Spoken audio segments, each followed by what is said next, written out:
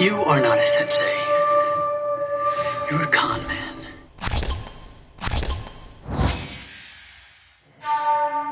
Welcome to the Ninja movie review. Yay! This week we are reviewing the movie simply titled Ninja. Came out in 2009. Stars badass Scott Adkins. And I know Shelley's going to give us some background on the actors. But first, let's talk about what happens in the movie. Okay, the movie starts out at the dojo with the Soki having two main students, Masasuke and Casey. Casey, of course, is the white guy that's in every ninja movie. The token white boy. Yeah, exactly. And of course, as usual, Masasuke, the Japanese ninja guy, tells him he has no heritage, he has no tradition, and how he should be the next Soki. And he gets really mad at him and he attacks him with a real sword. Mm-hmm. Well, because of this, the Soki gets angered at Masasuke and kicks him out of the school. Expels him from it, kicks him out of it, tells him he has to go find his own way. So Masasuke goes out and becomes a hired assassin. He works for these bad dudes in New York and blah, blah, blah. Well, some time later, it's time for the Soki to basically retire and pass on to the next Soki. Well, there's this chest of ninja weapons. They're supposed to be enchanted with the knowledge of all the warriors before that had used them and what have you. It's called the Yoroi Bitsu. I'm building my own. I'll show it to you guys when I'm done with it. It'll be cool. Mine's more of a cabinet. This was a chest. And so then Matsasuke shows up and says, then you must pick me to be the new Soki. And he says, no, you were expelled, blah, blah, blah. And he knows he's going to come back for the chest and kill him. So he sends Casey and his daughter to New York with the chest to his friend who's a professor at a university, and they're going to lock this thing up in the vault.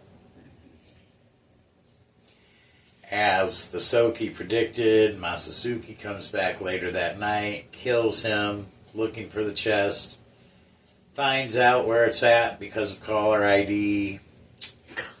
Good old caller ID. Yeah, caller ID. What year was this movie? 2009. Okay. And so he finds out where it's at, and he asks this underground organized crime called The Ring that he's been doing work for to do the job for him of getting him this chest. Of course, they fail miserably because Casey, who's a ninja, messes him up, you know. So he goes to do the job himself, finds out that they're locked up in the police department. So he goes down to the police department and starts whacking people out left and right. And he ends up kidnapping the girl. Who, by the way, is so cute. Yes. She's so cute. He kidnaps the girl, and so Casey tells him he'll give him the Yoroi Bitsu. And they meet at this construction site, and Casey's wearing all the ninja weaponry. And there is a showdown. It's a good one. And Masasuke shoots a dart into the girl's neck, which I should mention that Casey is in love with. Yeah, they fall in love. And then cute. he pours out the antidote so that he can't save her. And she's dying on the finds street. out this enchanted sword he was using had some antidote in the handle, and he saved her life. So yay, happy ending. He kills Masasuke, cuts his head off. Yeah, that's a happy ending. And finish him! the movie ends, and it shows at the end that him and the daughter are the new Sokis of the ninja school. They're running the whole thing, and that's how the movie ends. I thought it was a good movie. I like it because it's a modern era ninja movie, so good sound and picture quality. I thought some of the new modern ninja weaponry was cool.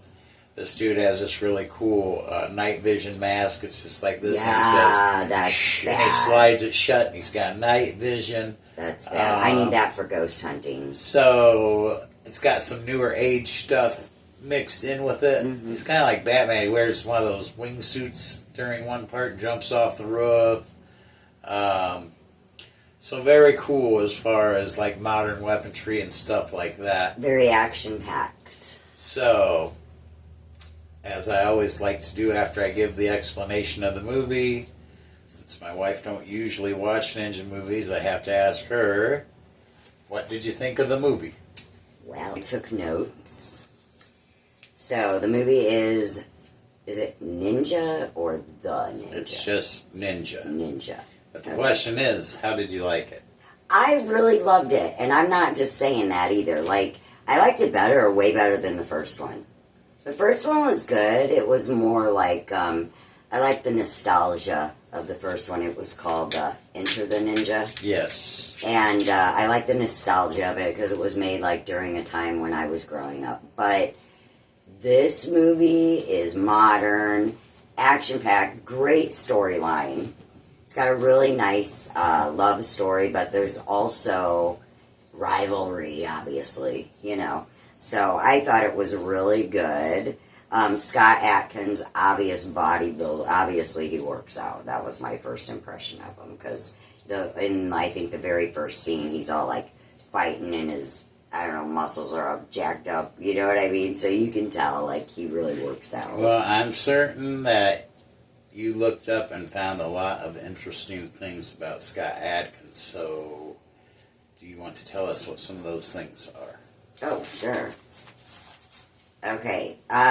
Did you know that Scott Adkins is an English actor? So he's like, has an English accent. Oh, bloody hell, I did not. Blimey. Alright. He's a bloody martial artist. He's an English actor. He's a martial artist. He was born June 17th, 1976 in Sutton, Coldfield, England. He started training in martial arts and kickboxing as a teenager. His martial arts skills landed him a small role in Jackie Chan's 2001 film, The Accidental Spy, launching his career in Hong Kong, where he also worked with Sammo Hung. Adkins is known for his original films that pay homage to the genre's classics. Fun fact? You want to hear some fun facts about Mr. Adkins? Okay, Adkins is trained in many martial arts, including, check all these out, Taekwondo, Judo, Karate, Ninjutsu, Capoeira, Krav Maga, Wushu, Muay Thai, Kung Fu, Jeet Kune Do, kickboxing, and Brazilian Jiu-Jitsu. Wow, that's a lot. I could tell by his fighting style that he had studied some Muay Thai. Yeah, that's when my first impression of him was this dude must really like work out and stuff. Not like a steroid kind of guy, you know. No offense, some of the wrestlers you can tell, but like you could tell this is just like from actually working out. He's also known for doing many of his own stunts, which not surprising. I thought you might find this interesting because I'm going to check it out too because I'm always watching YouTube. Yay, YouTube.